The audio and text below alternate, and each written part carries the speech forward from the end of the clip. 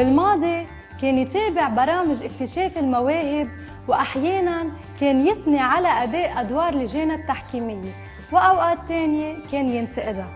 أما اليوم فصار النجم اللبناني فارس كرم هو الحكم، وأطل ببرنامج صوت الجيل الجديد The Golden Mic أخيراً بعد ما غاب عن حلقته الأولى، وكان مليء بالطاقة الإيجابية.